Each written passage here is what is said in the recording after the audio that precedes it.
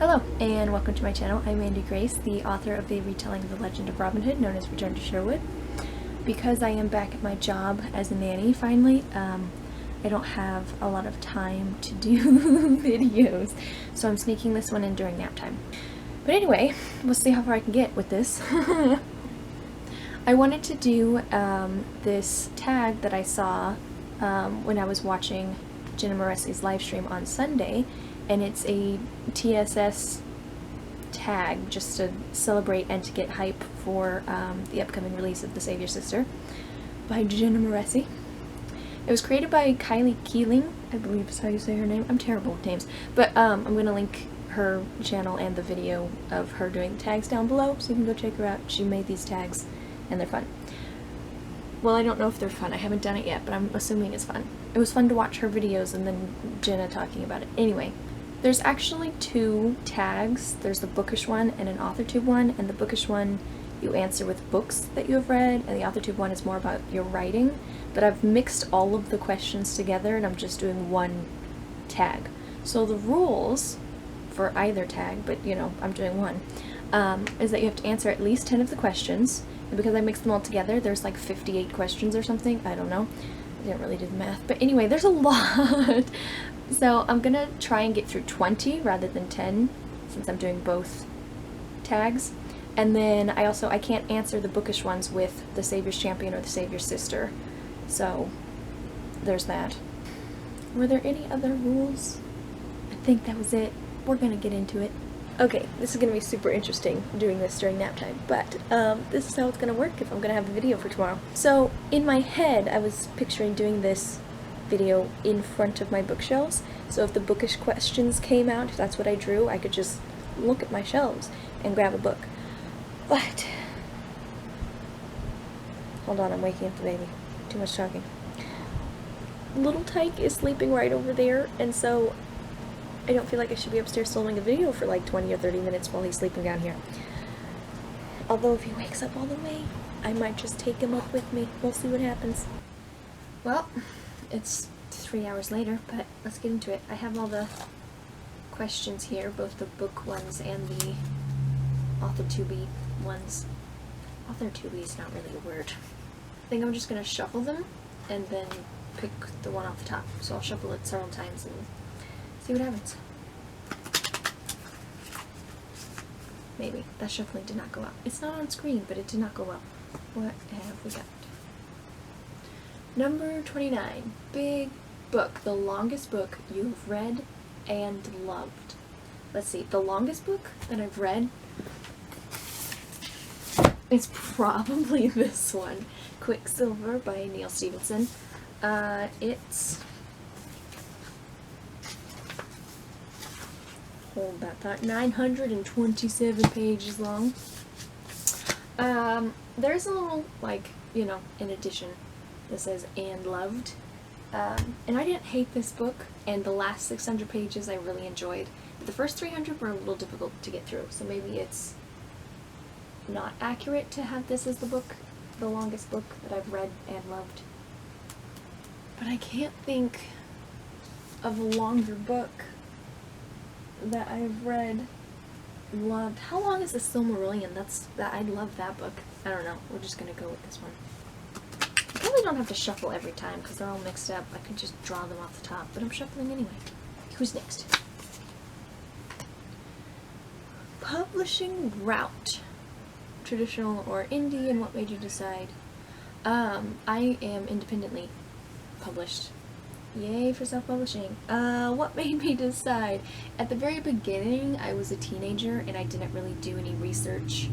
I just knew that I wanted to publish my book and get it out in the world very quickly, and then I also had some vague idea of wanting to have the say-so in all of the things. Like, I didn't want other people having input in my story specifically, so I just went straight ahead into it without doing any research into the industry or anything like that.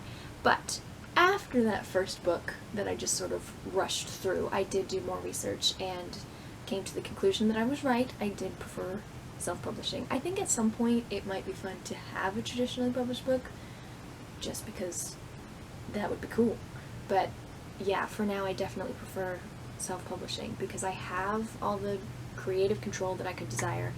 I get more of the royalties because there's not a publishing house that's taking some of the royalties. Another big thing for me was that marketing my books, whether traditional or self-publishing, I would still have to put in the work to do the marketing because I'm not like a big household name that the publishing house would do the work for me or whatever. So yeah, if I was going to do the work anyway, might as well have creative control and more money. Let's see, who's next? Brontes. Also, I'm not good with names, so if I mispronounce every single name from Jenna Moressi's book, The Savior's Champion and The Savior's Sister, that's 2 books, but you know what I mean. Yeah, if I mispronounce every name, don't judge me. A book with a not-so-great dad. You're gonna have to let me think about that for a second. Ooh, I thought of one. Wuthering Heights. I hated this book. But yes, Heathcliff is terrible. Okay. I'm back. I went to make myself some tea. Also, I got a book in the mail to add to my terrifying stack. It's going really well.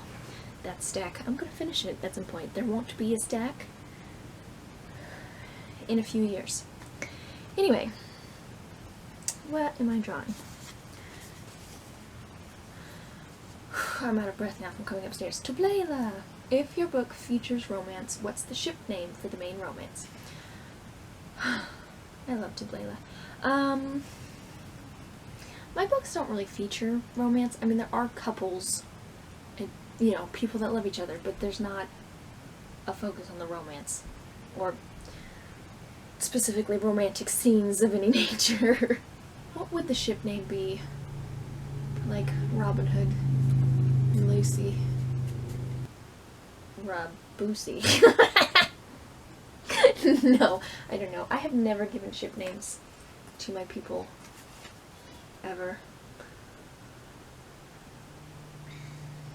I did not get any tea. I just took a sip and no tea went in my mouth, but I just, like, continued the action as if I was drinking. I even swallowed, and then my brain was like, there was no liquid on your tongue. Okay. These things happen. It's fine. Fight scenes. Have you ever had to write a fight scene? If so, do you enjoy them?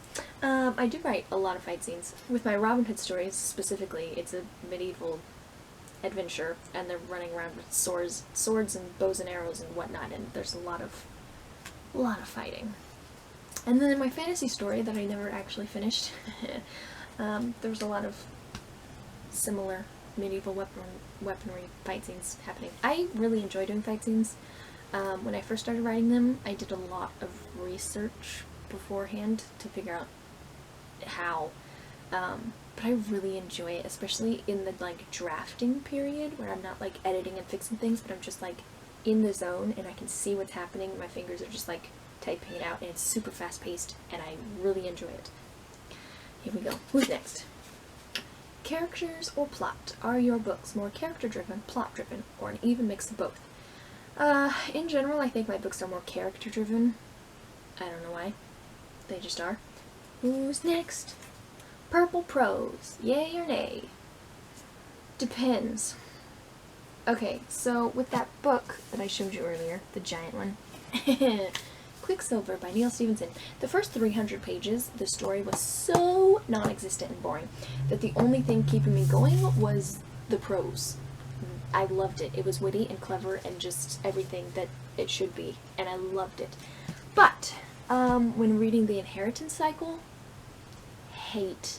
actually hate Paolini's prose. It just makes my skin crawl. It's so bad. So with the purple prose thing, it really depends on the book and how it's written. So I'm not a yay or a nay. I'm like, let me read it and tell you how this specific book feels. I'm getting most of the I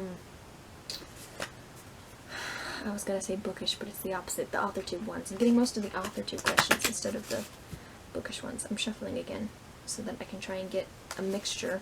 Come on, you guys, shuffle! Ha! Magic. Your favorite book that has some form of magic in it.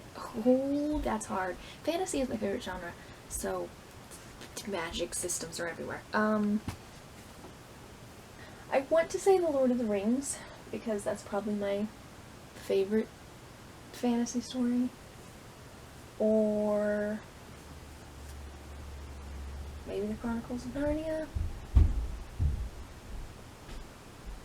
I don't actually own a copy of The Lord of the Rings, but pretend I'm holding it up.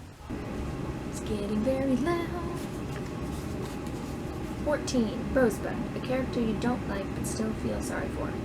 These bookish ones are harder than I thought. I have found my answer. Rena from the Jenny Key. I kind of despised her on the first read of this book, but still feel sorry for her. She has a terrible family. She's very abused, and then people don't take her seriously, and there's a lot. I think I forgot to mention the rule that you can only use a book once. But there you go. That's another rule. Playlist. A book that reminds you of one of the songs on Jenna's playlist for TSS. I am gonna have to go look up Jenna's playlist. There's a lot of the Savior's Champion music videos. I'm not saying anything about TSS though. We can't answer this question. I can't find the playlist. What's next? Dark fantasy. Your favorite subgenre of your favorite genre. Well, fantasy is my favorite genre, and I do like dark fantasy, but probably just classic high fantasy is my favorite. You know, The Lord of the Rings, The Chronicles of Narnia, The Inheritance Cycle, even though I don't really like that one. 6, 7, 8, 9, 10. Halfway there. TSA, a sequel you are dying to get your hands on. Well, I'm dying to get my hands on TSA, also TSS, because I haven't read it yet. I have read the first 5 chapters, though, because I did pre-order it, and then I got the first 5 chapters of The Savior's Sister, and it's good. I think I'm going to like it even more than The Savior's Champion, which I read in one day. Anyway, but I can't answer with Jenna's books, so a sequel that I am dying to get my hands on, I would say the 4th book in the Stolen Kingdom series. I love that series, and I really, really, really need the 4th book.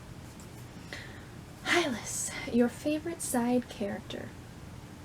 Well, while we're talking about the Stolen Kingdom, Gideon is my favorite side character. I love that Jenny. He sort of just makes the Stolen Kingdom series for me. Let's see, you can't use the book more than once. No, this one was the Enchanted Crown. I've used the Jenny Key. So I guess this would have to be the Stolen Kingdom? Because he's not really in the other one? This is hard. Indie, your favorite indie read. Well, I really just want to say the Stolen Kingdom again, but I feel like I've already used up all of my... let's say The Cursed Hunter, which is the 3rd one, and it's my favorite of the 3. There you go. I really love the Stolen Kingdom series. Layla, a book centering around a queen. Can I say the Stolen Kingdom again? No. Let me find a different queen. That's really the first and only queen that comes to mind on my bookshelf. Let's see. There's the Pevensies. I do love the Chronicles of Narnia. Have I used those yet? Let's do that. Except the books don't really center specifically around the girls, but it counts. Companion novel. Have you ever written a companion novel? Okay, so TSS, for anyone who doesn't know, is a companion novel to The Savior's Champion, so it happens basically in the same timeline. It might begin a little sooner or end a little later. I'm not entirely sure what the specific timeline is, but it's basically at the same time. It's just 2 people's point of view of the same story. Have I ever written? Let's just hold on. Okay, not the dystopian ones. They can go right over there. Okay, so long ago, when I was 17, I wrote this book called Lucy's Legend. I didn't publish it until 2 years later, but that's not the point. This was my first Robin Hood story, and shortly after that, I wrote Always in Shadow, which was the exact same Robin Hood story, but from someone else's perspective. And then I wrote Dusty, which, as you might guess, was the exact same story, but from someone else's perspective. And then I wrote The Tragedy of the Traitor, which was the exact same story, but from someone else's perspective. And then I wrote The Story of Gisborne, which was, in fact, the exact same story, from someone else's perspective. I thought about doing the entire Band of Merry Men, but I stopped at 5. It was getting excessive. Let me just put those back. Anyway, so in answer to the question, yes, I have, in fact, written companion novels. I wrote a whole series of companion novels. It's a little family. They're not companions. They're like, you know, a band of... I don't know what I'm saying. Anyway, let's go to the next question. 5-star read. What makes a book a 5-star read for you? Oh, that's hard. I want to say part of it is how it's written, like if it's well written. However, no shade to Bethany Altazada. I adore her and I love her books. And my favorite book of the 3 in the Stolen Kingdom series is The Cursed Hunter. However, The Cursed Hunter is not what I would describe as the best written book. It's got several sections that are just... yeah, I can't even describe it. It just feels mediocre, and also like it didn't necessarily see much of an editor or something. There's just something lacking in many portions of The Cursed Hunter. But it's still my favorite of the 3, and it's one of my favorite books ever, period. I would call it a 5-star read, even though it's not that, like, spectacularly written, so I don't really know. My 5-star reads are very subjective. The Queen of Kovar, a side character you read a whole book about. Can I say Gideon? No, I think I've overused the Stolen Kingdom, but I would use a whole book about that. I'm obsessed. We're moving on. Also, this week there's like an Instagram challenge for the Stolen Kingdom, and I've been doing it, and it's just on my mind, okay? That's what I'm gonna say. It's just already on my mind. Let me think of a different side character that I'd read a whole book about. I'm gonna say Helen Burns from Jane Eyre. She's quite a compelling character, but she's only around for like, what, a chapter or 2, and then she's dead. I'd like a book about her life before her death, but then also just like, maybe one where she doesn't die. How many was that? 1, 2, 3, 4, 5, 6, 7, 8, 9, 10, 11, 12, 13, 14, 15, 16, 17. 3 more, you guys.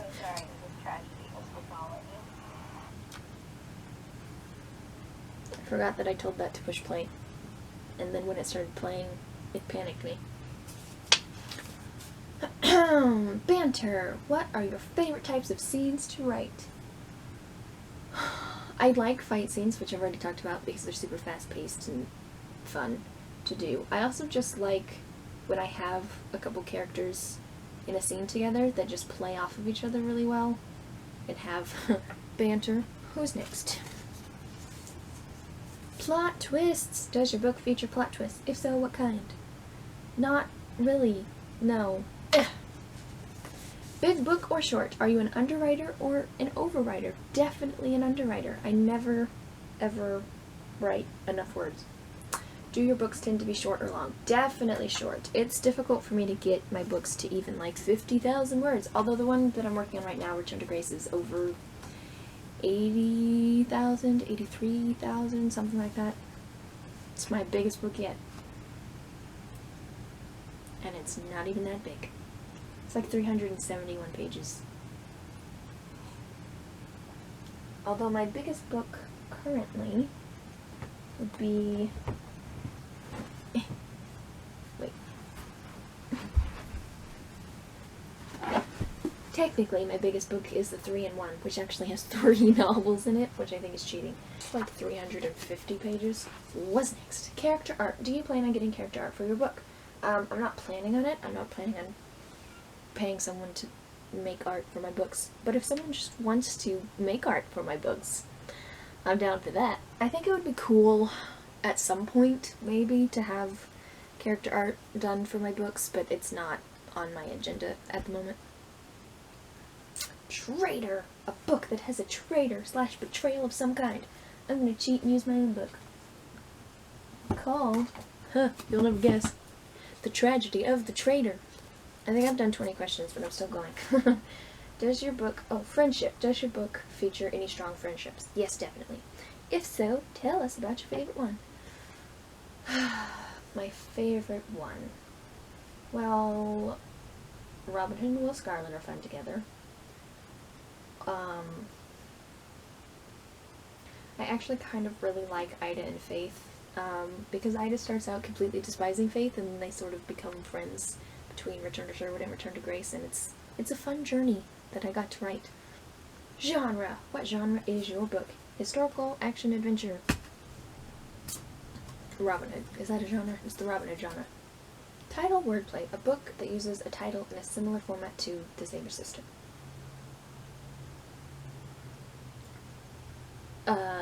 What do you mean by that? The fact that they both say Savior? The Savior's Champion? The Savior's Sister? Or what? I'm confused. I don't understand this question. Does it just have to have the on the front? I'm just, we're putting that one aside. Cussing. A book that has a ton of cussing in it. There's a... Yep, I just skipped that.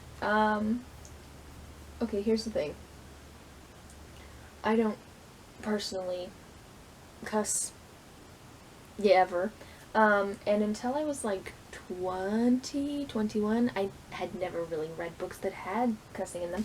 So the amount of books on my shelf that have a lot of cussing is limited mostly to Jenna Moressi's books, which I can't use as an answer for this thing. So yeah, The Savior's Champion definitely does. I guess Eve the Awakening does, which is one of Jenna's other books, but it feels like a cop-out to use Jenna. So, and Amir has some. Not a lot, though. Oh, wait, I know. Hold on. This one.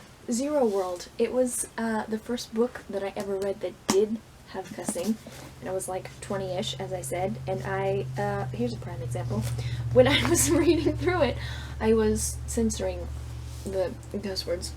I, like, blacked it out, and I did that throughout reading this book. I don't know if I can find another spot. It felt like a lot, because I'd never read a book that had cussing in it before, but it probably wasn't that much. I don't know. Also, I don't do that anymore with the blacking out. Like The Savior's Champion up there, I did not try to cover up every time Jenna used a cuss word, because it happens frequently.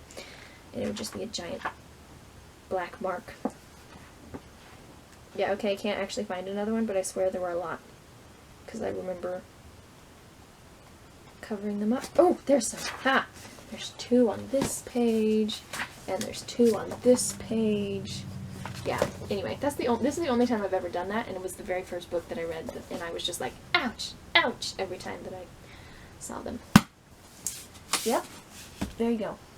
As it happens, I really do like Zero World. It's an amazing story. I think I've answered like 25 or 26 questions at this point, but we're doing another one. Assassins! Who is the antagonist or villain of your story? So, the story that I'm currently writing, which is Return to Grace, which is the sequel to Return to Sherwood, the big bad, I guess, is King John, who was Prince John. So if you know the Robin Hood story, or at least the more modern Robin Hood stories, Prince John is the big bad villain. But in my stories he plays a rather small role, and the real big bad villain is the mercenary who's hunting down the gang and trying to kill them all. His name is Sir Hugh, and he's kind of hilarious, and I love him. Let's do one more, for the fun of it. Target audience. What is your book's target audience? My book's target audience is teenagers, specifically Christian ones. Not that non-Christians can't also read my books, but there's a lot of Jesus in my books, and I don't know that non-Christians would find it as enjoyable. So my target audience is young Christian teenagers. Still a Whoops, I dropped them. There's still a stack here, but I feel like if I answered all 58 questions, we'd be here all day. It was fun to do despite all the starting and stopping and chaos today. Also difficult. I did not realize that the bookish tag was going to be as hard as it was. As I said at the beginning, people keep messaging me. There should be, will be, not should, there definitely will be, a link to Kiley's channel and videos down below, because she created this tag, and you should go check out the original and whatnot. I'm very excited for the Savior's Sister to come out. Savior's Sister, why does that sound so weird when I say it? That's all I got.